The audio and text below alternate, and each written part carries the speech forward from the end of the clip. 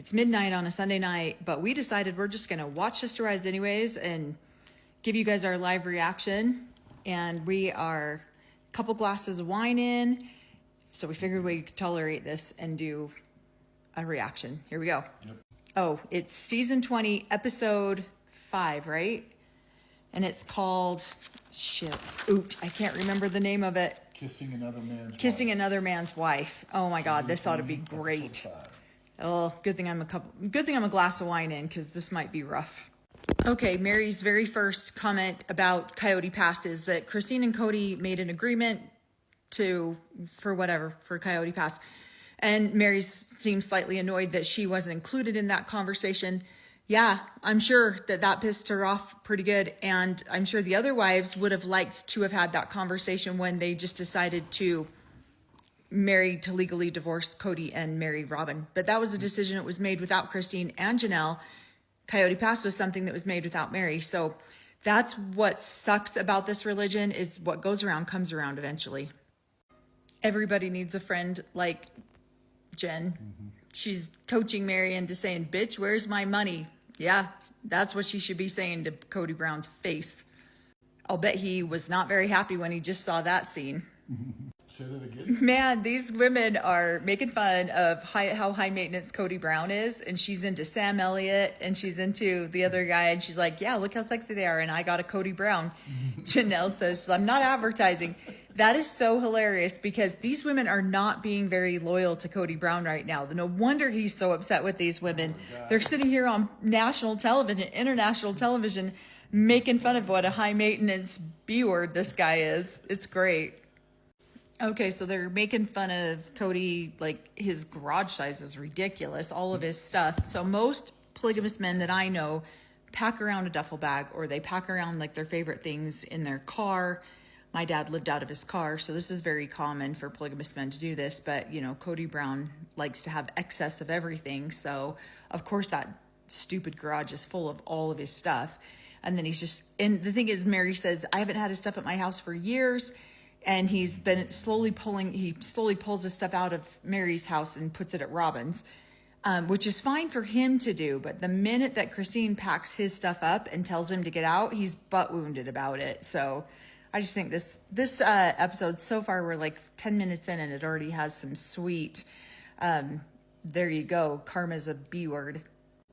Okay, I love that Janelle and Christine, I know they were just like trying to make it look like they were having a rift between them because of grandbabies in North Carolina, but I still think that they're really good friends. I don't think that there's any rift. And I love that who's more rich? Kody and Robin in their multi-million-dollar home, or Christine and Janelle having all of the, having the kids in the family and like the main family unit together in North Carolina. And so I think it's sweet that that they've chosen to be friends at this point and work together. And then also we're about to hit Aurora. Like, isn't she like 24 years old talking to her parents about somebody asking her to be a girlfriend? Like what is up with that? But that means that she's following the rules of Robin's religion. And Robin's religion says that they need to talk to the parents and or the prophet. Right. Very true. Yeah, you could tell it's a puzzle and a soup night for us because it is freezing here in Utah. I'm really struggling with this one because Aurora is 22 years old, telling Kody and Robin that she has a guy who wants to be her boyfriend. And he's like, well, I've met him a few times. What I struggle with the hardest about this is that she is making an announcement that she has a boyfriend. Last episode, Maddie made an announcement that she's having a child. Two totally different things. And yet the thing that Kody's like, oh, so giddy and involved in is the fact that a 22-year-old child, his 22-year-old daughter has a boyfriend. And he probably had no idea that Maddie was having a child. And nor does he probably even care. And that's the sickening part about this, is that they're making such a big scene about, Robin says, in our culture, the man would have to go to the dad, this is true. You'd have to go to the dad first, and then the dad would talk to the daughter about it. But yeah, how terribly pathetic and sad that he doesn't even know he has another grandchild on the way, but he sure does know his 22-year-old's dating some nice Christian boy. Well, and the whole conversation was just felt so rehearsed and so pre-programmed. And then, you go back over to Christine and Janelle, and it's all genuine connections, and it's not necessarily pre-programmed conversations. It's pretty sad.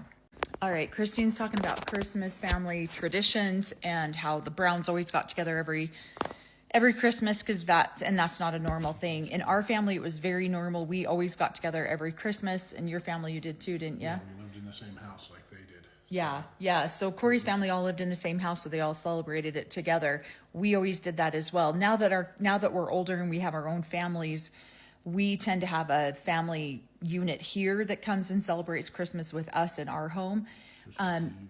Christmas Eve. I'm a big Christmas Eve. So for years, I would have all of my siblings come here for Christmas Eve, and then everyone would go home and have their own Christmases together. But it isn't always very common because you have 50 people and that would have sleepovers. But that was one of my favorite traditions as a child, was going. It was a lot of stress to get to the house and packing up all the presents and doing that. But once we got there, it was wonderful. We loved the family. We had a mother that always made all of our pajamas, and so we always did that as a tradition too. So every family finds their traditions, but in polygamy, Christmas was probably one of our favorite holidays because we did all get together, and we didn't do that on every holiday. And that Cory made a point that, not a lot of polygamous families, not every polygamous family celebrated Christmas. So those of us that did, we didn't get a lot of presents because obviously we were just way too poor, but we always had a turkey. We always got cold cereal Christmas morning. That was like a treat that we got cold. We were the rich polygamists. You guys were the poor polygamists. And so we always got cold cereal and turkey. Those were the two main things that we could look forward to at Christmas.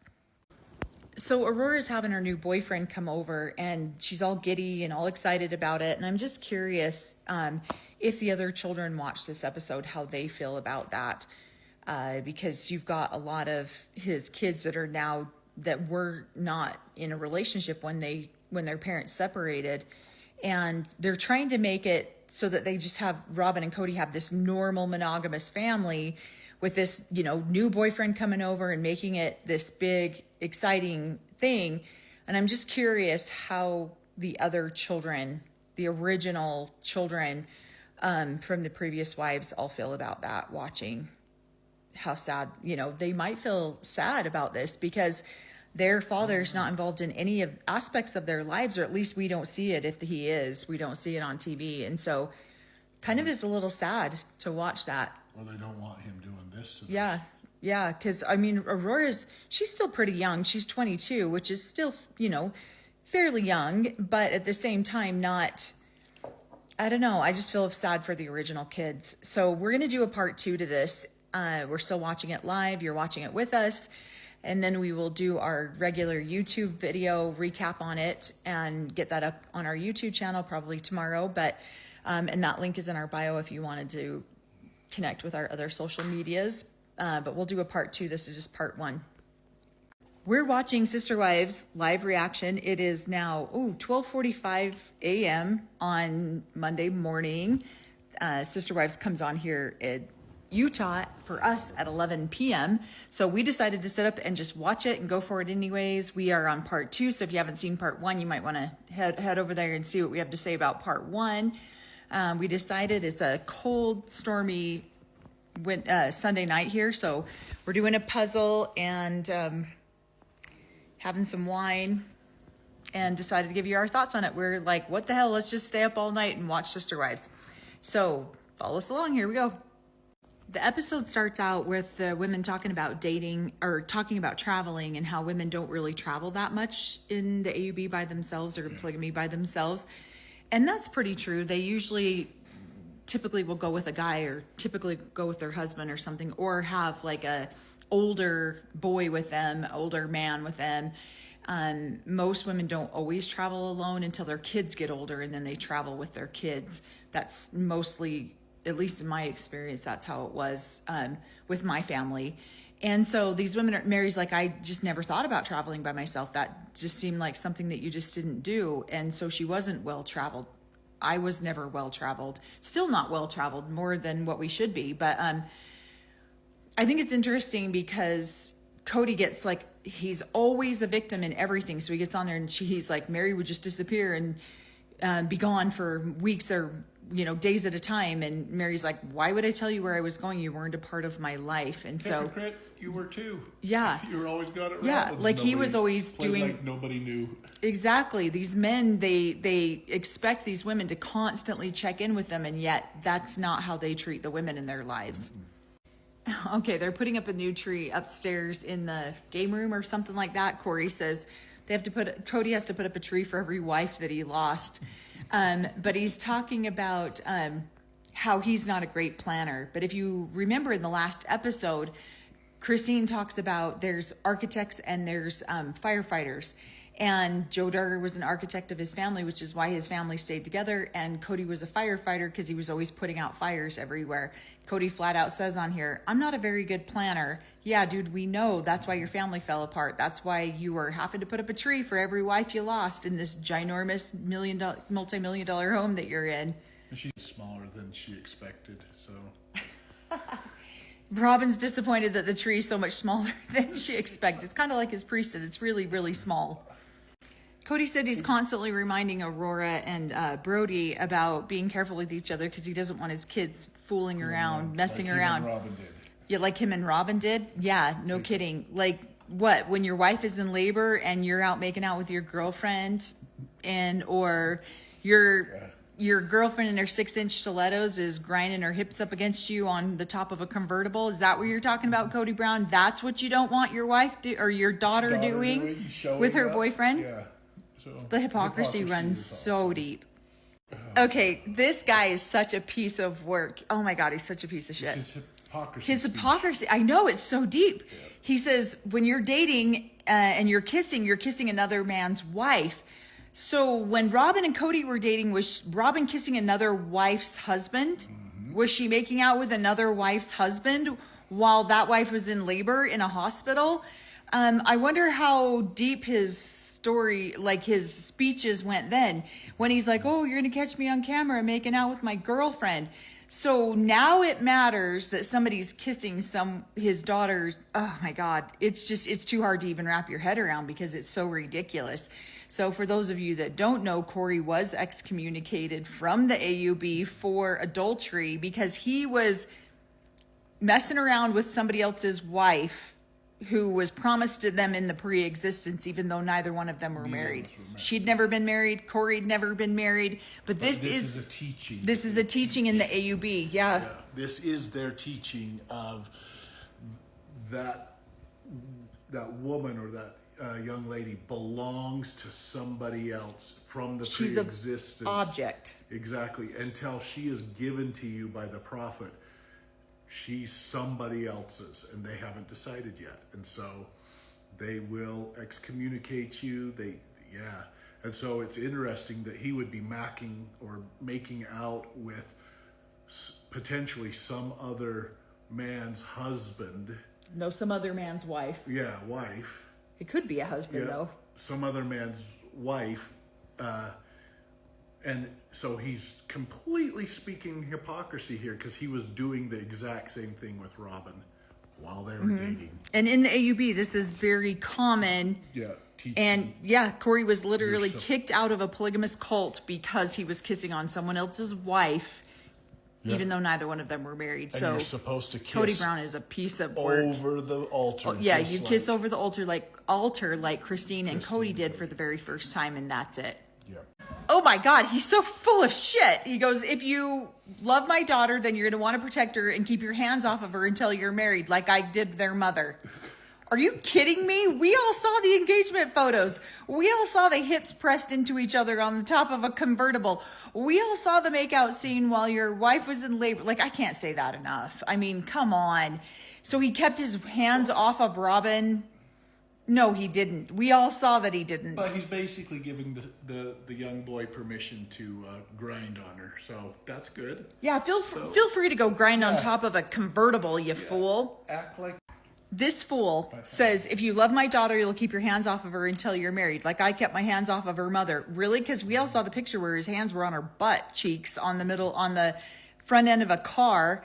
And then he says, what else did he say? I forgot. Oh, he had another outlet. Yeah. So yeah, I got horny, but I had other wives. I could go have sex with my other wives. So therefore I didn't have to have sex with her. So you know what?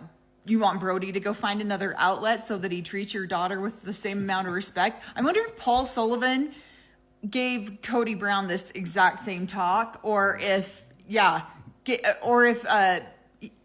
Kody Brown treated Robin Sullivan, Robin Mark, Robin Jessup, Robin what? What the hell was her last name when he finally got to her after she'd already been?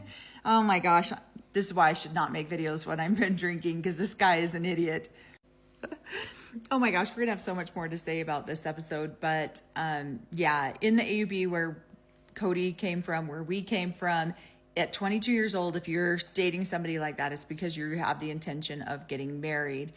And yeah, he just makes this whole awkward scene. You can tell Robin's annoyed by him. You can tell Aurora's like, what the hell is this actually happening? And Brody's just like, oh my God, dude, what are you saying? Why did I agree to come on TV? Yeah, why did I sign that disclosure that said, sure, I'll come on TV and make a fool of myself, why this guy makes a fool of me?